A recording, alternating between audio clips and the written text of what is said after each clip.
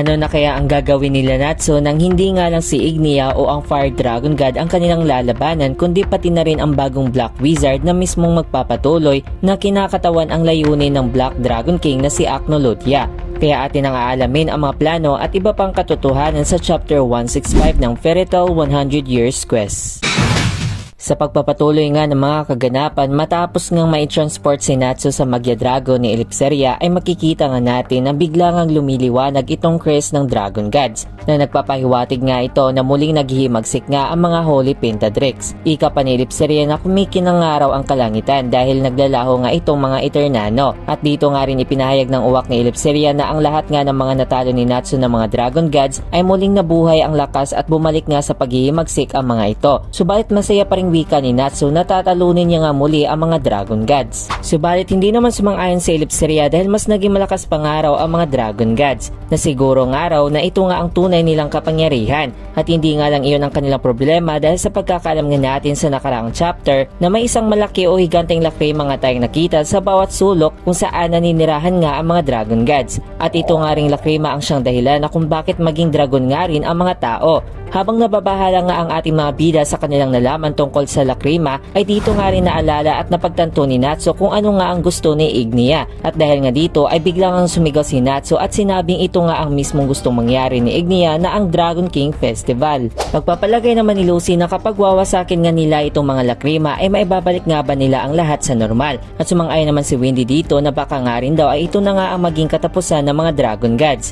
Kaya naman mas naging determinado pa nga si Natsu na wawasakin nga nila ang mga higanting lakrima at patas naman daw ang maging labanan dahil 5 nga rin sila natatalo sa 5 Dragon Gods. Subalit bigla naman sinambit ni Natsu na may isa pa nga rong kalaban na ito nga ang Earthland na si Paris. Subalit bumalik naman uli sa sigla at ngiti si Natsu at sabing wawasakin nga nila ang mga lakrima bago pa man magiging dragon ang lahat ng tao sa kontinente ng Giltina. Habang handa na nga ang ating mga bida ay bigla naman sila tinanong ni Elipseria kung maghihiwalay nga ba raw ang grupo ni Natsu.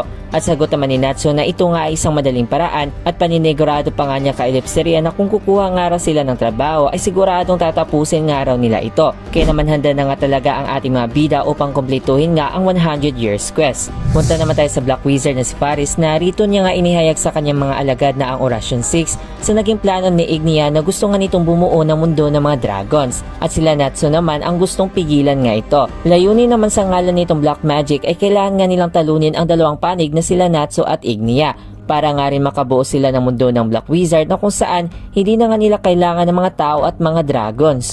At dito nga ay isa-isang pinakilala ang mga miyembro ng bagong Oration 6 na sila Gaia, Daemon, Bird, Blade, Gate at ang huling miyembro na si Zero na alam naman natin na siya nga ang naging Guildmaster ng Oration 6 noon na isa nga rin itong mahigpit na personalidad ni Brain. Subalit nang matalo nga itong si Brain ay iniligtas nga ng Black Wizard ang buhay ni Zero at ito na nga ay naging isang miyembro na nga siya ng bagong Daemon Oration 6. Habang nagbabangayan nga sila Zero at Daemon ay pinigilan naman sila ni Faris at wika na hindi na nga maging isang tao ang sino mang nasa kamay nga ng Black Demon Magic. Dagdag pa nga ni Faris na nakuha niya nga ang kanyang kapangyarihan galing kay Acnolodia at saka naging isang Black Wizard nga siya. Sabay pahiwatig niya nga rin kay Zero na naging Daemon nga ito dahil nakakuha nga ito ng kapangyarihan mula sa Nirvana. Tugon naman niya kay Paris na wala nga siyang pakialam dito hanggat kaya niya nga mawasak ang lahat. Habang ayaw nga ni Zero na inuutusan nga siya ni Paris ay dagdag pa niya na wawasakin niya nga rin itong Black Wizard kapag natapos ng araw ang kanilang labanan kina Natsu at Ignia. Habang hindi nga maganda ang pakikisamahan ni Zero sa ibang miyembro ng Oration 6 ay nagugustuhan naman ni Paris ang ganitong katangian ni Zero at hanggang sa muli nga siyang napayag sa kanyang mga alagad na ang Fairy Tail nga mismo ang siyang gustong tumigil sa mga dragons o sa plano ni Ignia. At dito nga ay mas naging malakas pa nga ang galit ni Zero nang marinig niya nga ang guild ng Fairy Tail. Mula naman sa Ermina ay una nga nating nasaksihan na si Lucy nga mismo ang siyang titigil sa higpit ng Water Dragon God na si Mercphobia. At habang nababahala nga siya sa Water Dragon God ay agad-agad na nga rin niyang hinahanap ang mismong lakrima na nakatayo sa lugar nitong Ermina. At dahil nga sa mga biglaang pag-atake ng Whirlpool ng Water Dragon God ay buti na lang din ay nakaiwas nga si Lucy. Habang sa patuloy nga ng mga pagwasak at pagbagsak ng mga gusali sa lugar ay patuloy pa rin sa pag-iwas si Lucy sa mga ito. At hanggang sa nakita niya nga na sumusugod nga itong mga dragon sa kanya. na ito nga mismo ang mga tao sa Ermina. Habang nabigla nga si Lucy sa kanyang nasaksihan ay bigla na nga siyang inaatake nitong mga mababagsik na dragons. Nang may pagkakataon na nga siyang tumakbo palayo sa mga taong naging dragon ay bigla na nga lang di bumagsak itong lupa